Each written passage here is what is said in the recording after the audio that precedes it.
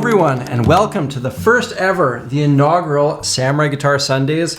I've wanted to do something like this for a while, something that's, a little bit more relaxed, a little bit more chill, a little bit more informal, a place where I can do some demos, segments, and features, things that wouldn't normally warrant their own videos. This is gonna be a bit of a fluid thing. We're gonna see what works, what doesn't work here. I'm not coming into this overly prepared, as will be quite apparent throughout the course of this show. But yeah, I just want to try something new and hopefully have some fun with it. These aren't going to be replacing the normal videos, but rather they will be an addition. All right, so we're going to start off with a segment that I haven't come up with a name. I haven't really come up with names for any of these segments, so I don't know.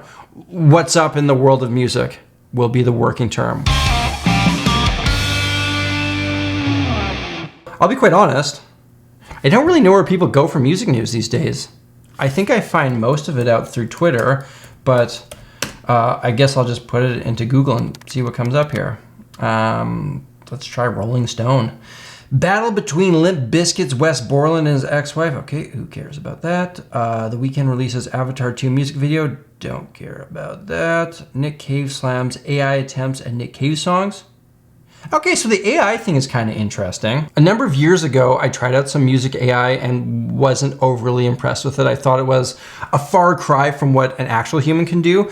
But seeing kind of like the innovation and the changes in the forward motion in AI, especially like this last year with some like the chat GPT stuff, like it's advancing at a somewhat alarmingly fast rate. I mean, what do we think about that? Like, what would you do if AI could make as good of a song as you've ever heard? Like, say you could program an AI, like you could feed it all your favorite songs and all your favorite music, and then it spits out something that you just loved. As an artist, as someone who creates music, it's kind of worrisome to me because I think the general idea with AI is that you can feed it way more stuff than a human could in their lifetime. It should have way more information it can feed off of, and in theory it should be able to make something at a higher level, possibly not.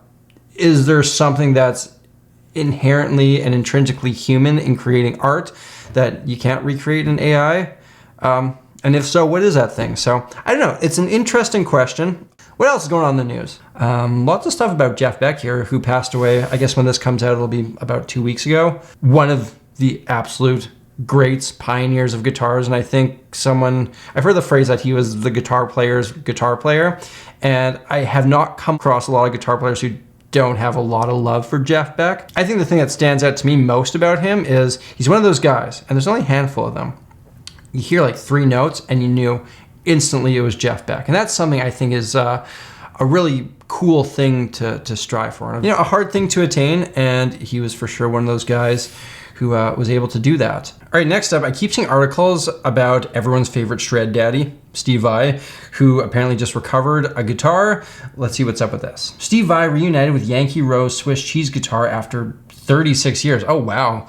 At that point, you're just assuming it's gone forever. Back in '86, Steve Vai used a rather unusual 6-string, one he dubs the Swiss cheese guitar. Yeah, that is mighty unusual. That's my kind of thing right there. Weird color, weird shape, bunch of holes in it. I could see why Steve would be happy to get that back. Okay, this story is actually pretty heartwarming. So this guitar was the first one that features that weird monkey grip that Steve Vai's guitars have, and it was built by one of his best friends growing up. And then it went missing in, '86 when he was doing rehearsals for David Lee Roth's Yankee Rose tour. But then it was discovered by a fellow in Mexico in his grandparents' attic, whose, I guess, this guitar had been purchased by the previous owners of the house or something. And so then this guy put the word out saying, hey, I got this weird guitar. Anybody know anything about it? And it eventually made its way back to Steve Vai. So that's just super cool for everyone involved in this, minus the guy who originally stole it. That guy. But I know for me personally, the guitars that I've had the longest are the ones that mean the most to me. I've never had a guitar for 36 years, especially one with a little bit of history like that. So yeah, pretty cool. And that's the news. Before we move on, I'll let you know that this series is being brought to you by Patreon and my supporters over there.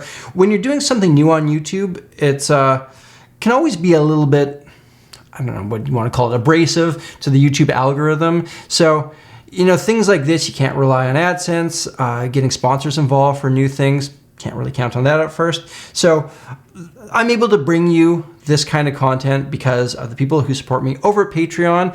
And so we're going to call them the Patreon producers of the Sammy G Sundays. We're going to display all their names, and everybody who's involved over there is going to get early access to these videos, as well as a number of other perks. So if you like what I'm doing here, if you want to support the show, getting involved in the Patreon program goes a long way. You can find it at patreon.com/samuraiguitarist. I'll also put a link in the description. Let's move on to Gear of the Week.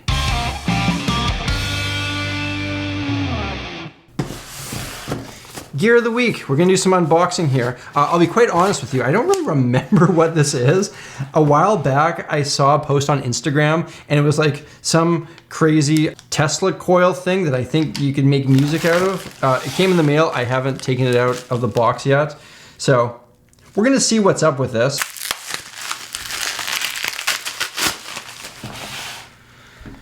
Tesla coil. So yes, it is in fact a Tesla coil. There's not a whole lot of other information besides that. Fortunately, there are only 2 knobs. No instructions. Okay, yeah, no instructions. So that's hopefully not going to be a safety hazard. Oh, Jesus. I hope it was meant to do that and I didn't just break it. Really, no instructions here? I don't even remember who made this thing. How am I supposed to Google this? Can only do one thing in here, which is screw this in. Okay, let's take a look at this thing. There's not really a whole lot that I can do with it. I screwed in, I guess this is an antenna, and I can switch it between, there is a music note and a lightning bolt there.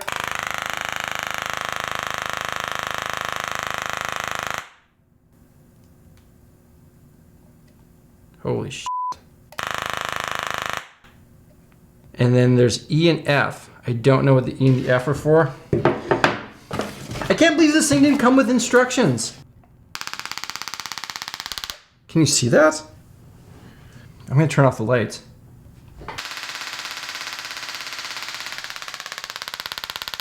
I'm realizing I'm a dad.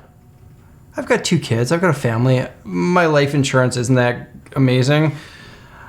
I'm gonna look up what this thing does and make sure I'm not gonna like seriously maim myself with this. Kudis Music Toys, Music Tesla Coil Kids Toys. Multi-functions. Arc generator has wireless transmission and speaker function to light up neon lights and various bubbles. Perfect for people learning the mysteries of science and physics. Okay, doesn't answer a ton there. Good sound quality. When plugged in, it will play amazing melody. The quality of playing music is better than curved plasma speakers jumping to the rhythm of the music. Oh, maybe there's a microphone in here, and when it's on the music setting, it'll like dance around or something?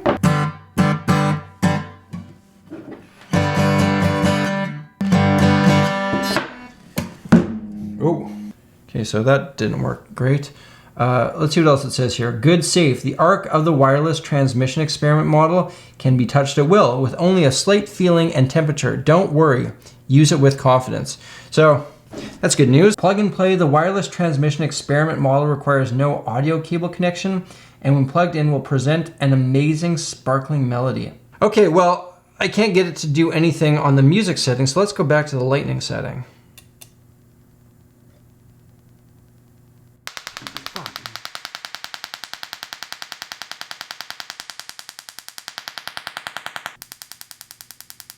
Oh. Okay.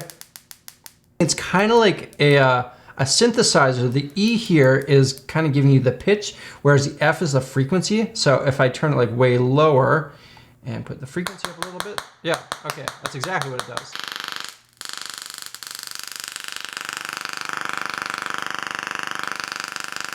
I don't know how it's a music related thing though. I guess like you could kind of maybe make a melody out of that if you really tried.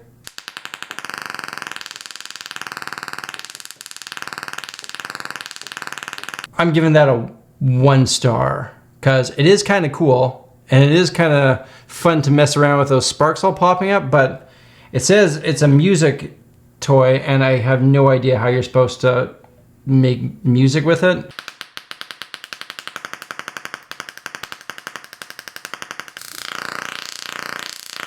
Yeah, so there you go, the musical Tesla coil thing. You probably don't need to buy one, but if you do, use the link in the description. I'm jumping in with a little update here. After some significant digging around, I figured out how the music setting on this works. You connect a sound source to it through Bluetooth. And the idea is it acts like a speaker somehow. I tried it out and it sounds like the stuff of nightmares, but here's my song, Human Garbage, played through this.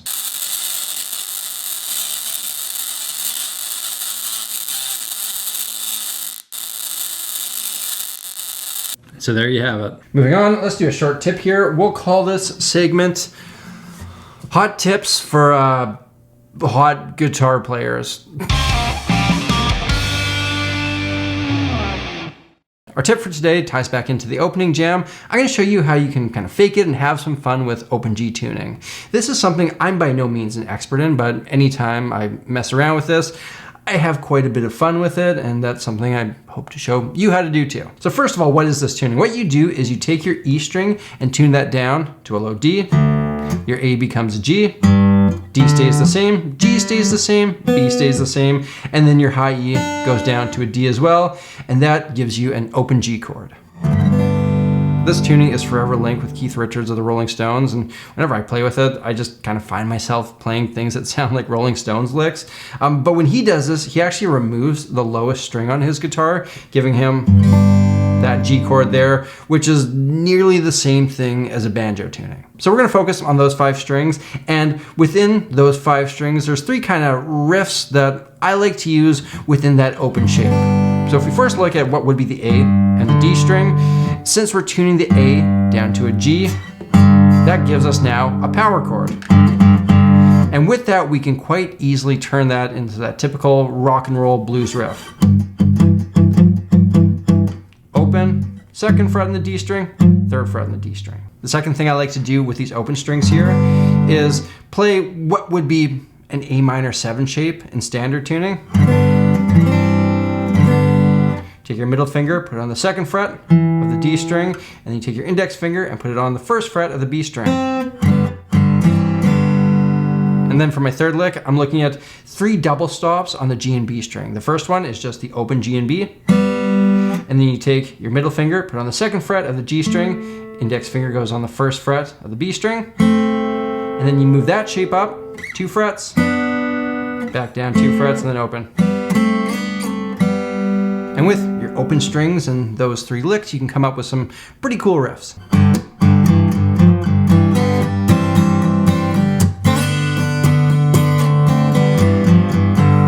And what's super cool with this is you can transpose it pretty easily in a bluesy setting. So take your index finger and imagine you're now just capoing the 5th fret. All those riffs that we looked at with the open strings apply up here.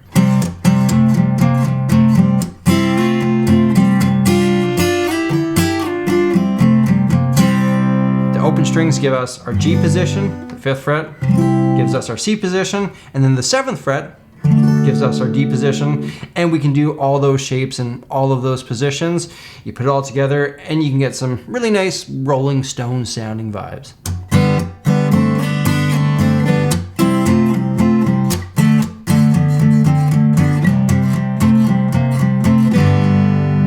My next segment, there was a very cool guitar video going around the internet this week that I wanted to show you guys.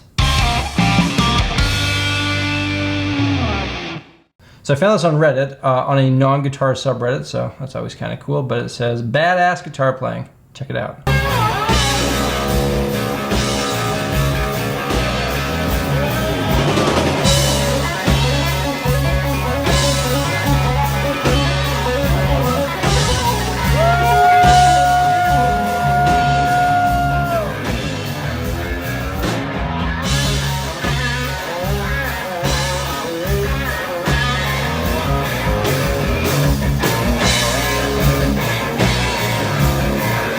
So bravo. I appreciate that. That's some great showmanship. I don't think I would necessarily condone doing that too many times in a show, but hey, when you're at Tootsie's, people are expecting a good time. That's how you give it to them. Let's go to Patreon and do some fan mail.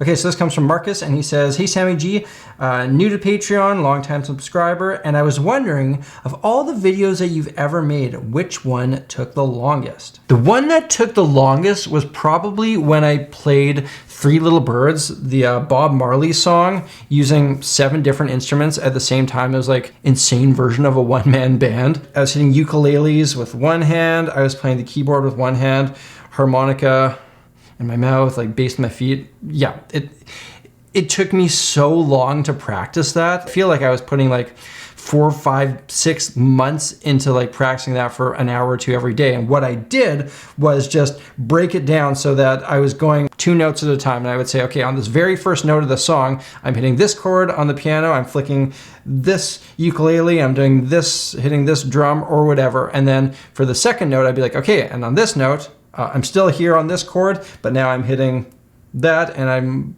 playing this on the harmonica. Slowly, inch by inch, working through that took absolutely forever. It was at the beginning of my YouTube.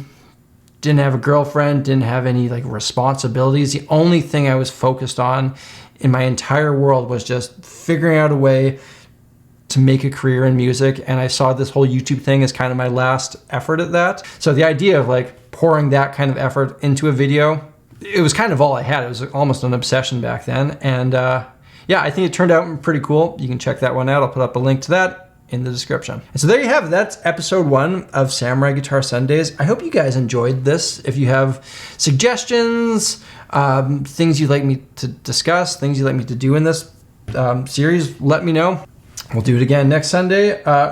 Again, a big thank you to the Patreon producers. These videos aren't getting made without Patreon. So if you'd like to get involved in that, it's patreon.com/samuraiguitarist. And with that, I think I'm gonna grab my acoustic and open G myself out of here.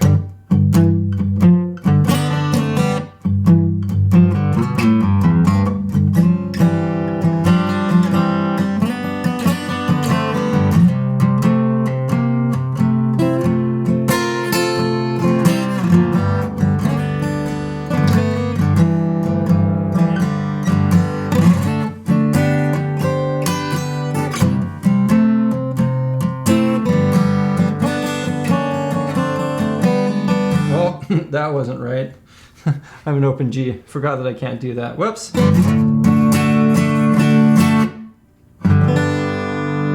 See you guys next time.